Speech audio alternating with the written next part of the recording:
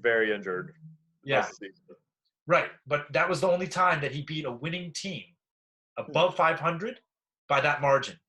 Okay, watch this. He beat Faz in week 4. Okay, he beat Kaza in week 3, only 5-4. And watch this. In rebounds, he beat him 263-260. Damn. So that could have gone Kaza's way 5-4 with 4 more rebounds. Hey, I lost by 2 turnovers to Pat. You see what I'm saying? But so basically, out of the past all the way back to week 3, he's only played 2 uh like he's played 3 winning teams, Hmm. and he only beat one of them significantly, Paul. And Paul was the weakest of the winning teams. He then beat Riggle, who's super average this year and has been for the past 3 years, really been a disappointment for the past 3 years. I used to look up to him. Don't ever tell him I said that. I used to look up to him. Okay, basketball. And then week 1, Fox, he beat 5-4. So he hasn't played you. He hasn't played Juan. He hasn't played Cocho. So honestly, against the good teams, he lost. He barely won, and then he won. So is he proven? I don't think so yet. He's 9-1, but I don't think it's a good enough body of work in terms of his results with the record and stuff Hmm. like that. What's your take on all that information? I mean, this season, and then this is only my 3rd season. It's the closest it's been since I've been in the league. It is there. Like, if you look at the standings right now, there is, other than Lep being 9-1 and Pat being 8-2. For the most part, you have a bunch of 5-5, 6-4s, people Yep. that are really close. I think this year there's not much parity in the league. I think it is very, very close. And it's a COVID year, so games get rescheduled. I've had 4 rescheduled. If those are in the same week in playoffs, I mean, I'm gonna have 4 more people just for one game for one week. So I think it's really. I think this year is going to be a casino year. It's going to be very up in the air. Right. I would agree that it's definitely the most parity. Last year was my year, but Pat Dean had a good team last year. It was Hmm. basically Pat Dean or me, or me Yeah. and Bobby, or RKT. Um, actually, I actually was struggling from year like 3 to 6, and then I partnered up with Otavio Tramontina from Brazil, and ever since then I've had a winning record with him. We've been to the semifinals twice in his like 4 Yeah. years. I mean, that's pretty good. We've always had a winning record. I think we're 4-6 this year, but I think we're gonna have a winning record this year. It just goes to show he's a great drafter.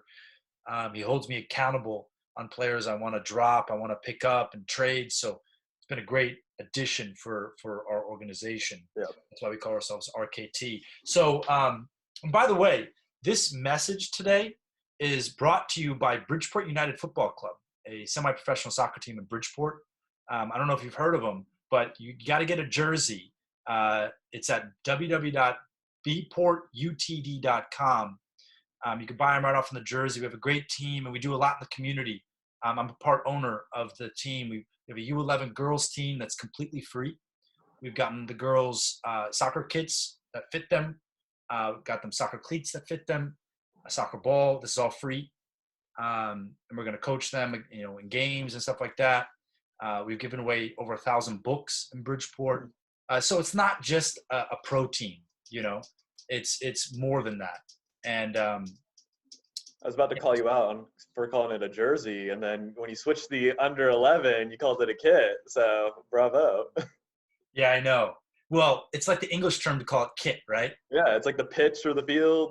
But you started Yeah. with jersey, and then you went to kit. So you're hitting every aspect of the world there.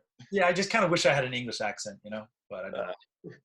Uh, So now let's take a look at the overall standings, because that gives us a better idea of how Lep is compared to the rest of the league. which, Um, by the way, if you go through the overall standings, I'm beating him in 5 of the 9. really? Yeah. So I didn't compare. your team to him. So we're going to do that because I just didn't even give you the light of day. Let's just start by doing that. Well, yeah, let's start by doing that. So right now it looks like he's got you on points. Yeah. You've got him on turnovers. You've got him on blocks 2-1. He's got you on steals 2-2.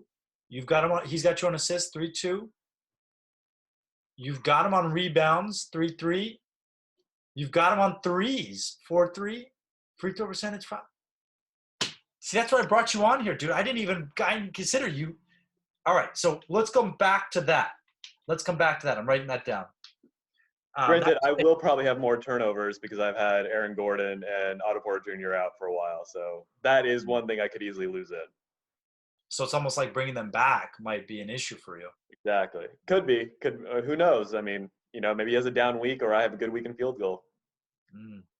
All right. So overall standings, Lep is number 1 in points, obviously. He is last place in turnovers. They go hand in hand. Yeah. He's number 15 in blocks. That's his big weakness, glaring weakness is blocks. Yeah. He's number 2 in steals. He's number 2 in assists. It's crazy. He's number 2 in rebounds. He's number 3 in threes. He's number 8 in free throw. Normally, free throw doesn't go along with this. Like, Kaza's free throws down there. You have great free throw percentage. I like to do the big guys that can shoot, so they get good free throws, but they also get threes. That's why. All right, yeah, because you have a lot of threes too. And field goal percentage, he's number 3. That's crazy to me. He's way up there on that. Yeah, the field goal percentage and the free throw percentage stand out to me with him having so many points. Mm-hmm. Exactly. All right, so right away that stuck out to me as well. That's some good stats. So then I said, all right, let me compare him to Pat Dean, which a lot of people are saying is the team to beat. Actually, the rankings from China, which some people think are more reliable than the shirtless commissioner, Joe Gross. And Pat Dean, overall, for the whole season, has less points, less steals, less assists, less rebounds, less threes, less free throw percentage, less field goal percentage. The only 2 categories that Pat Dean beats Lep in overall for the entire season is blocks and turnovers. Lep has beaten him over the whole course of the season 7-2. So that made me think something was awry the week that he lost to him. And I do not think that Pat Dean could beat him. But as I was going through all the things, I thought, I think Kaza might. Kaza is better than him at turnovers, obviously, because he's Lep's last. Yeah. Blocks, steals. Kaza gets a lot of steals. Number 1, I think. Yeah. And field goal percentage because he likes the bigs. So the category that comes down to is rebounds. And if you look, Kaza's got 2,300 and Lep's got 2,384. So that's why I said Kaza might be able to do it if he has an extraordinary week in rebounds. Not necessarily, though. Drummond's been out for a while. If Drummond comes back and starts for, say, the shitty Hornets, and he gets his 12 a game, then he'll say he gets the minimum 3 games that week, a low week. It's an extra 36 rebounds a game for him. That almost makes up the difference right there in 1 week. Yeah, you're right. I didn't even factor in the Drummond. That's why injuries are so huge this year, because these standings are a little skewed with Kaza and other people, because, I mean, even you should be probably higher in a bunch of things, but with all your injuries, it doesn't help. Right. John Morant out, Brian. So, yeah, I think that Kaza could beat him. And I know Lep is going to want to avoid Kaza till the absolute end of the playoffs. But now, I'm being told that Jeremy is beating him 5-4 over the whole course of the season. With 0 pickup. I wonder if I didn't consider you because of your 6-4, I have 2 losses by 1 turnover this season. Who have you and lost? One of them was One of them was when Jaylen Brown and Jamal Murray shot 67% for the week on like 78 shots. Who did you lose to? What teams have you lost to?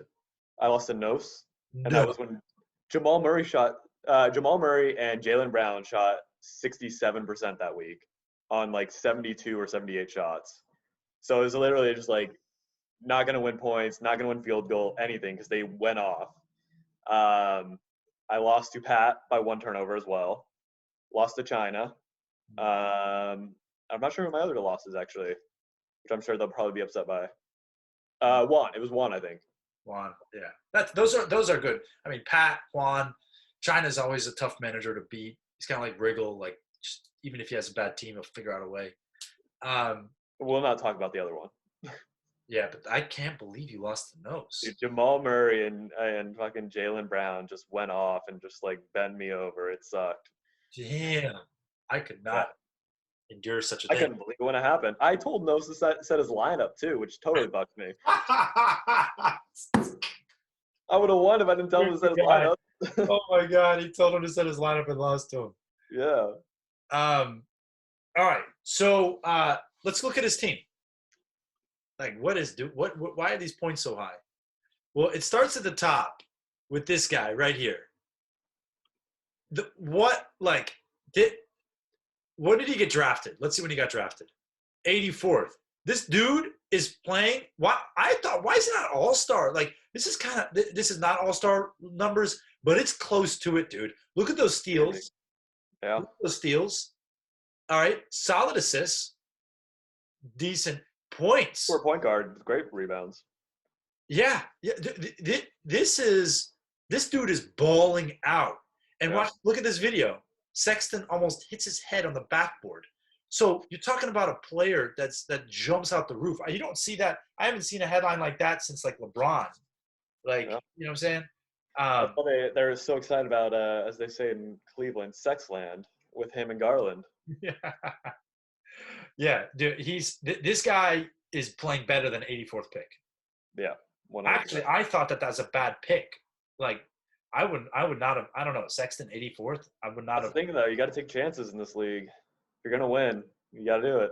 There was no way anybody predicted him playing this. No, he's at best a 6th rounder. Incredible. Zach LaVine. I'm actually not a fan of Zach LaVine. On like when watching games, I think he's a bona fide loser. He's lost at every team he's ever been on. You'll see in his stats here, he gets barely any defense. He doesn't do well in assists. He doesn't get a lot of rebounds. He's that guy, like Brooks on Memphis, or but I would say that's more. I mean, he does put up a lot of empty stats on a bad team, but if you look at his season stats, 28, 29, 5-5-1, that's not bad. It depends on where do you draft him. 37th. 2nd round, that's probably too high. If you can get him in the 3rd round, that's great. 25 or 29, 5-5 with 1 steal. It's not too bad for a 2nd round pick. It's not great, but it's not terrible.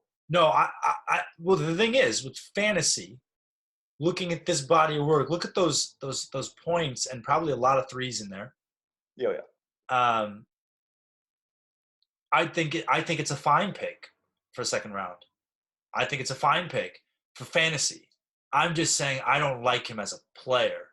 But I would not want him on the Blazers. I think that he nailed this pick. It wasn't like Sexton where he like got lucky and it's playing much better than, but he nailed it. I think it's right on the dot. 2nd round, he's fine. This guy, this is one of his weaker players.